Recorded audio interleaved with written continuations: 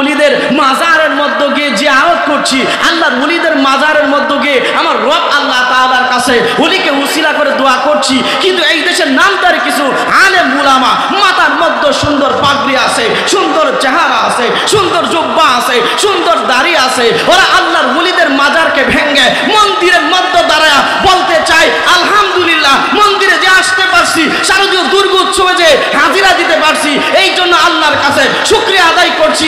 আমরা যারা বসে গেলাম জবানটা খুলে বলুন, এদের দ্বারা কোনোদিন ইসলামের উপকার হতে পারে না। কথা কোন ঠিক কিনা? আরো জোরে বলুন ঠিক কিনা? কারণ আল্লাহর ওলিরা যারা দিন প্রচার করতে গিয়ে শরীরের তাজা রক্তগুলো জমিনের মধ্যে ঢেলে দিয়েছে, আপনি ওলিদের মাজারকে ভেঙ্গে আর মন্দিরের মাঝে গিয়া শুকরিয়া আদায় করছেন। হযরত ইব্রাহিম আলাইহিস সালাতু ওয়াস সালাম পুরাটা জীবন বিলীন করে দিলেন মূর্তি ভাঙ্গার পক্ষে। আর আপনি আমি বলতেছি কি জানেন, যে যত পারেন মূর্তি বানান, আমরাই পাহারা দিব।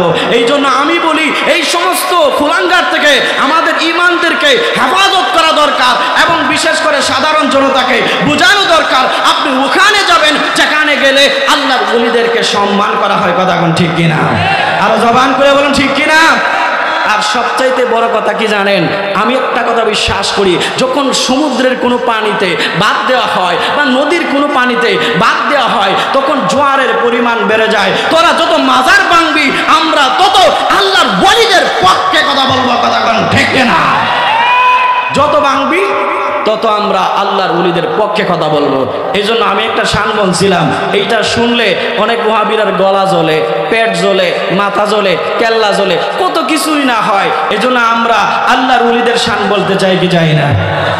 আমি আল্লাহ রাব্বুল আলামিন তোমাকে বান্দা থেকে বন্ধু বানা দিব, একসাথে জবান খুলে বলা যাবে কি মারহাবা? আর জোরে বলুন আল্লাহু আকবার। আল্লাহর একজন ওলির কথা মনে হয়ে গেল, যেই ওলিটার নাম হলো ফুজাইল ইবনে আয়াজ।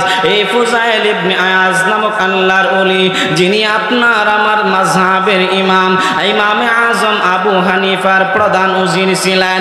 ইমামে আজম আবু হানিফার সান্নিধ্য নিয়েছিলেন। আল্লাহর ওলির প্রথম জীবনটা ছিল আল্লাহ তাআলাকে চিনে নাই, আমার রবের গোলামি করতে পারে নাই।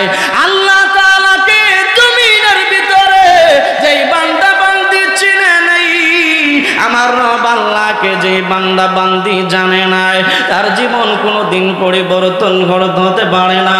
ফুজাইল ইবনে আয়াজ রাহমাতুল্লাহি আলাইহি তার জীবনের মধ্যে পাইলাম রে কুমিল্লার মানুষ, এই ফুজাইল ইবনে আয়াজ তার প্রাথমিক জীবনে অন্যায় আর অপরাধের মধ্যে নিমজ্জিত ছিল, গুনার মধ্যে নিমজ্জিত ছিল, মানুষের ধন লুণ্ঠন করে নিয়ে আসতো। একদিন উনি কি করলেন, তার সাঙ্গ পাঙ্গ যারা ছিল তাদেরকে নিয়ে পরামর্শ করতে লাগলেন। আল্লাহর ওলি ফুজাইল ইবনে আয়াজ সাঙ্গ পাঙ্গদেরকে কয়, মানুষের সমাজের মধ্যে ডাকাতি মন মতো করতে পারি না, তাইলে কি করবেন? চলো আমরা মরুভূমিতে চলে যাই, ওই মরুভূমির মধ্যে গিয়ে ডাকাতি করব।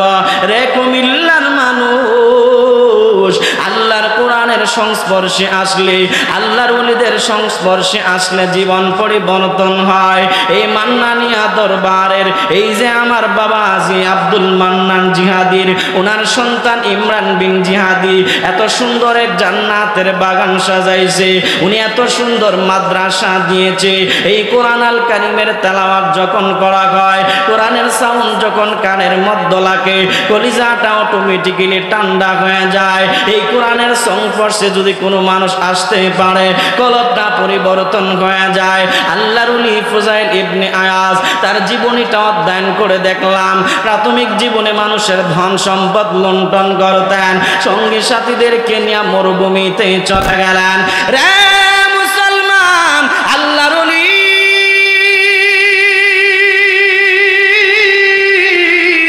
ফুজাইল ইবনে আয়াজ এবার সঙ্গী সাথীদেরকে নিয়ে যখন মরুভূমির মধ্যে চলে গেল, মরুভূমির মধ্যে যায় এবার এবার তারা কি করলো, পরামর্শ করলো।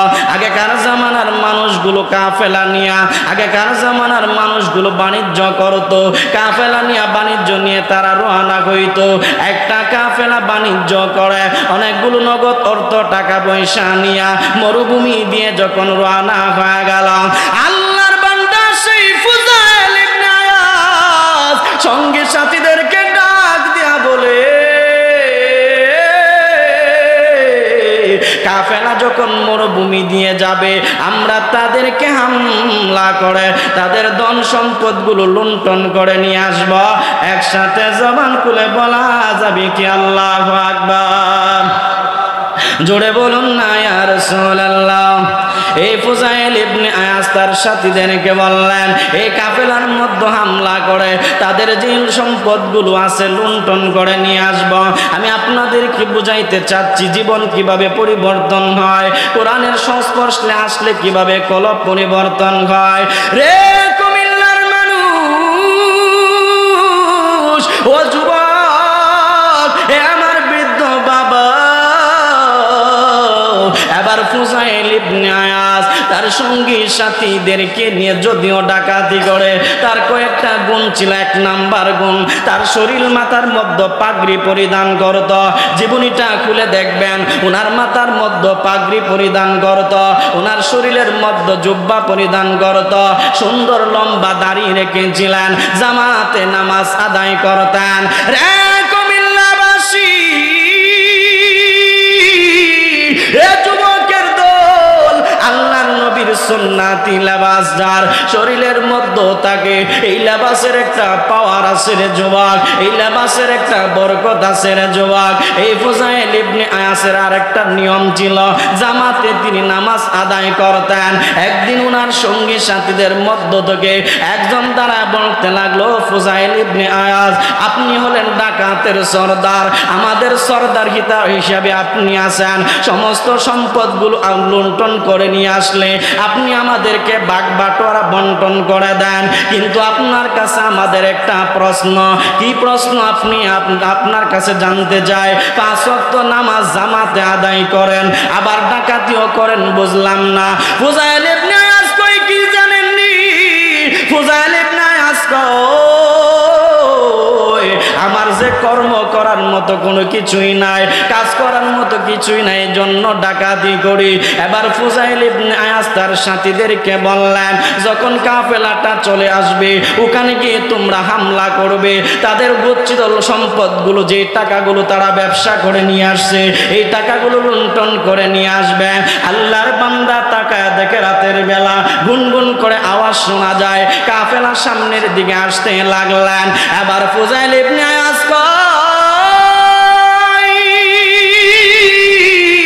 তাড়াতাড়ি চলো, হামলা করো। এবার সঙ্গী সাথী যারা ছিল ওরা গিয়ে কাফেলার মধ্যে হামলা করলো।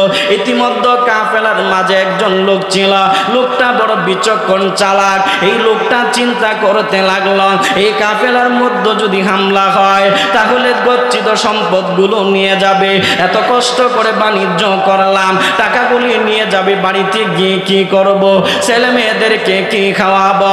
আমরা যারা বসে গেলাম, জবানটা খুলে বলুন, মুসিবত থেকে যিনি বাঁচাতে পারে, একসাথে জবান খুলে বলুন তিনি কে? হয় না, একসাথে বলুন তিনি কে? আল্লাহু লা ইলাহা ইল্লাহু আল হাইয়ুল কাইয়্যুম।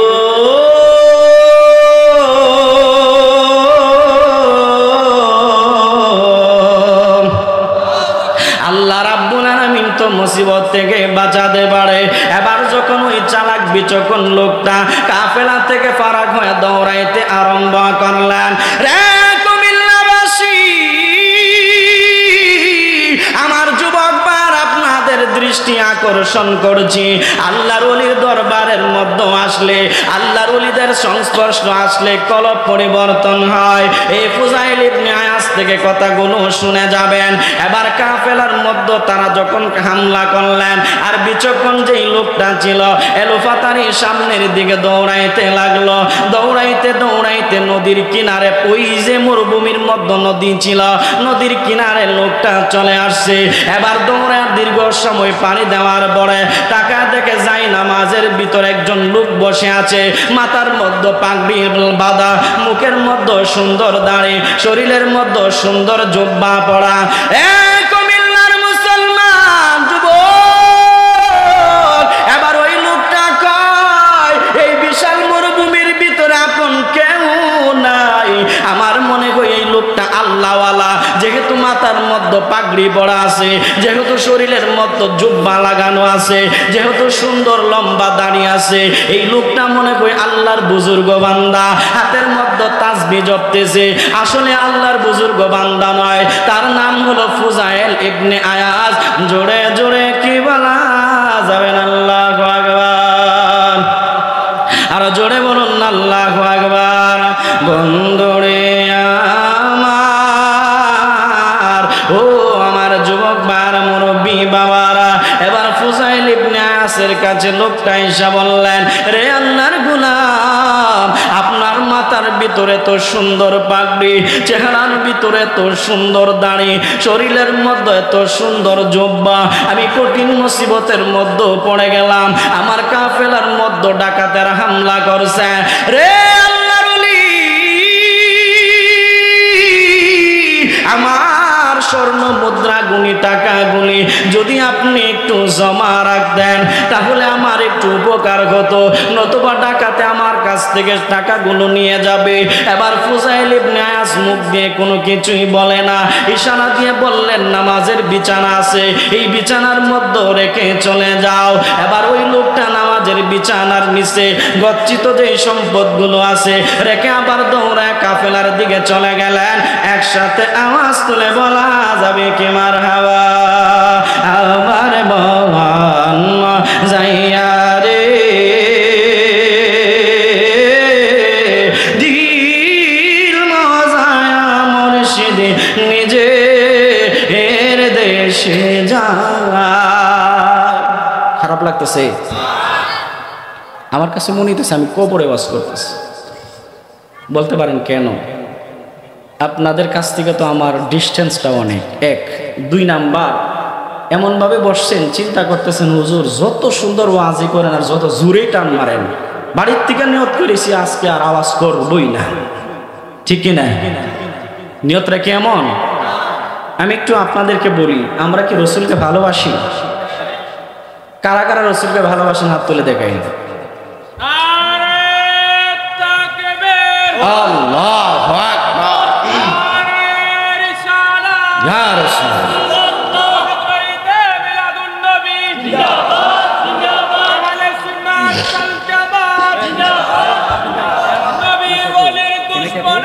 হুশিয়ার আমার বাবারা,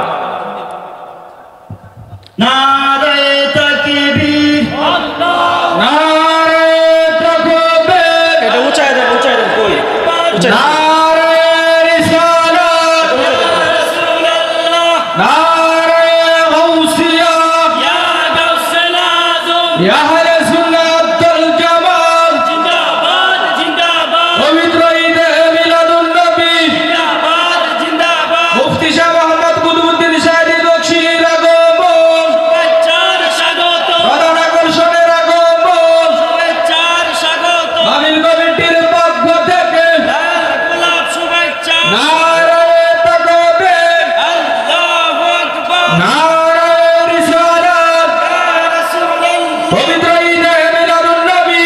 আর ওলিদের মাজারের মধ্যে গিয়ে জিয়ারত করছি, আল্লাহর ওলিদের মাজারের মধ্যে গিয়ে আমার রব আল্লাহ তাআলার কাছে ওলিকে উসিলা করে দোয়া করছি, কিন্তু এই দেশের নামদার কিছু আলেম উলামা মাথার মধ্যে সুন্দর পাগড়ি আছে, সুন্দর চেহারা আছে, সুন্দর জুব্বা আছে, সুন্দর দাড়ি আছে, ওরা আল্লাহর ওলিদের মাজারকে ভেঙে মন্দিরের মধ্যে দাঁড়ায় বলতে চাই আলহামদুলিল্লাহ মন্দিরে যে আসতে পারছি, শারদীয় দুর্গ উৎসবে যে হাজিরা দিতে পারছি, এই জন্য আল্লাহর কাছে শুকরিয়া আদায় করছি।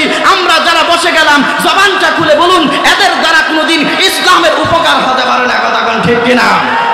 আরো জোরে বলুন ঠিক কিনা? কারণ আল্লাহর ওলিরা যারা দিন প্রচার করতে গিয়ে শরীরের তাজা রক্তগুলো জমিনের মধ্যে ঢেলে দিয়েছে, আপনি ওলিদের মাজারকে ভেঙ্গে আর মন্দিরের মাঝে গিয়া শুকরিয়া আদায় করছেন। হযরত ইব্রাহিম আলাইহিস সালাতু ওয়াস সালাম পুরাটা জীবন বিলীন করে দিলেন মূর্তি ভাঙ্গার পক্ষে। আর আপনি আমি বলতেছি কি জানেন, যে যত পারেন মূর্তি বানান, আমরাই পাহারা দিব। এই জন্য আমি বলি এই সমস্ত কুলাঙ্গার থেকে আমাদের ঈমানদেরকে হেফাজত করা দরকার, এবং বিশেষ করে সাধারণ জনতাকে বোঝানো দরকার আপনি ওখানে যাবেন যেখানে গেলে আল্লাহর ওলিদেরকে সম্মান করা হয়। কথা কোন ঠিক কিনা? আরো জবান করে বলুন ঠিক কিনা? আর সবচাইতে বড় কথা কি জানেন, আমি একটা কথা বিশ্বাস করি, যখন সমুদ্রের কোনো পানিতে বাদ দেওয়া হয় বা নদীর কোনো পানিতে বাদ দেওয়া হয়, তখন জোয়ারের পরিমাণ বেড়ে যায়। তোরা যত মাজার ভাঙবি, আমরা তত আল্লাহর ওলিদের পক্ষে কথা বলবো। কথা কোন ঠিক কিনা? যত ভাঙবি তত আমরা আল্লাহর ওলিদের পক্ষে কথা বলবো। এই জন্য আমি একটা শান বলছিলাম, এইটা শুনলে অনেক ওয়াহাবীর গলা জ্বলে, পেট জ্বলে, মাথা জ্বলে, কেল্লা জ্বলে, কত কিছুই না হয়। এই জন্য আমরা আল্লাহর ওলিদের শান বলতে চাই কি চাই না? আরো জোরে। আমার মন মজাইয়া রে, দিল মজায়া মুর্শিদ নিজা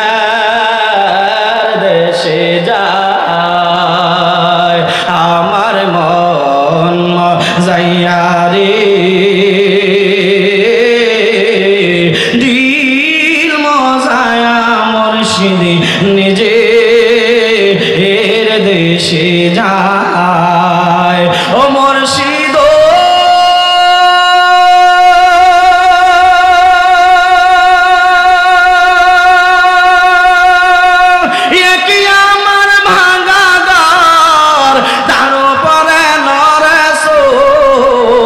কখন জানি এই ঘর ভাঙ্গা পড়ে রে, ঠিক কিনা?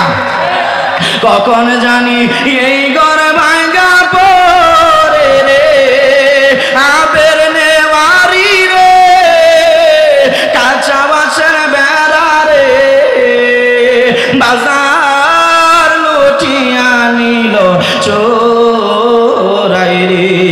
আমার মন মজাইয়া রে, দিল মজায়া মুর্শিদ নিজে এর দেশে যায়। ও মুর্শিদ সবার আছে জায়গা জমি, দ্বন্দ্বলদের নাই রে কমি, আমার বন্দে মান্নান জিহাদি শুধু তুমি রে, ঠিক না? আমার বন্দে দয়াল শুধু তুমি রে, জীবনে মরণে তাই দিও তাই চরণে, তুমি বিনা আমি মরি রে। আমার মন যাইয়া রে, দিল মজায়া মুর্শিদ নিজে এর দেশে যায়। সৈগজার জ্বালায় কেসে জানে, মনের ব্যথা বুঝবে কে দয়াল বিনে। ওরে যেদিন হতে মুর্শিদ গহারা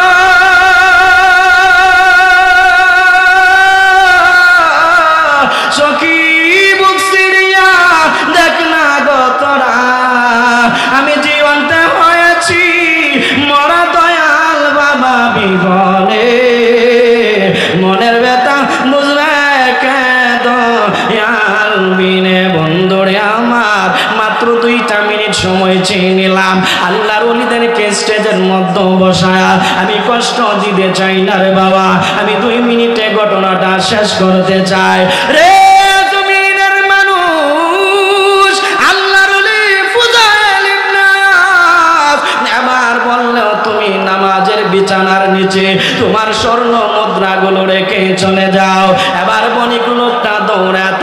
কাফেলার মধ্যে চলে গেল।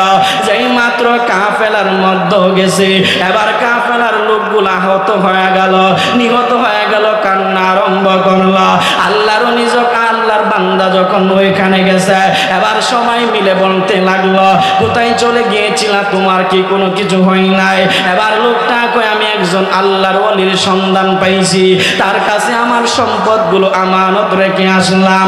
আমরা যারা বসে গেলাম, জবানটা খুলে বলুন, যার কাছে রেখে আসছে তিনি কি আল্লাহর ওলি ছিল নাকি?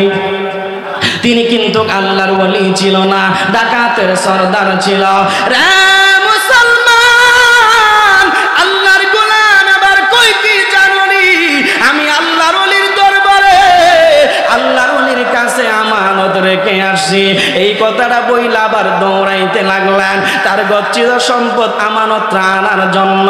রে মুসলমান, এবার যখন দৌড়ায় ওই আল্লাহর গোলামের কাছে গেছে, ফুজাইল ইবনে আয়াসের কাছে গেল, টাকা দেখে যে লোকগুলা ডাকাতি করছিল ওই লোকগুলার নিচে বসে আছে, আর যার কাছে সম্পদ জমা রাখছে ফুজাইল ইবনে আয়াস উঁচু একটা আসনের মধ্যে বৈশা যে সম্পদগুলো চুরি করে ডাকাতি করে নিয়ে গেছে, এই সম্পদগুলো বন্টন করে।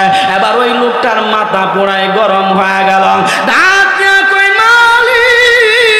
আমি কার কাছে আমানত রেখে গেলাম? আমি তো ডাকাতের সরদারের কাছে আমানত রেখে গেলাম। আমি আমার সম্পদ আবার নেওয়ার জন্য আসছি, মনে করি আমার জীবনটাকে এখন শেষ করে ফেলবে। এই কথা চিন্তা করে পিছনের দিকে যখন দৌড়াইবে, ইতিমধ্যে আল্লাহর গোলাম ফুজাইল ইবনে আয়াসের চোখের মধ্যে পড়ে গেল। এবার ফুজাইল ইবনে আয়াস কয়, তুমি কোথায় যাচ্ছ রে বাবা?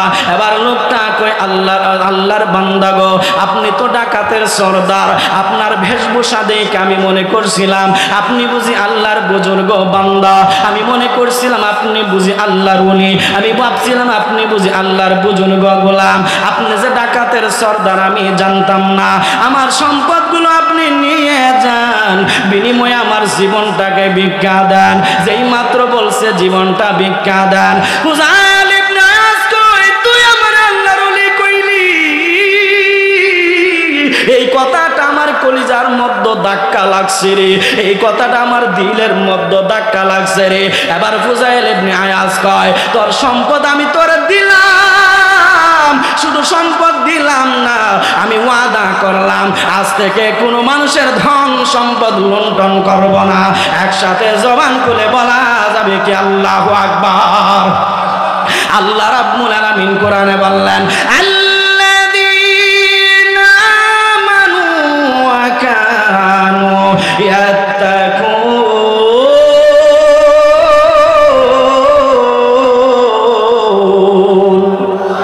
আসসালামু আলাইকুম ওয়া রাহমাতুল্লাহি ওয়া বারাকাতুহু।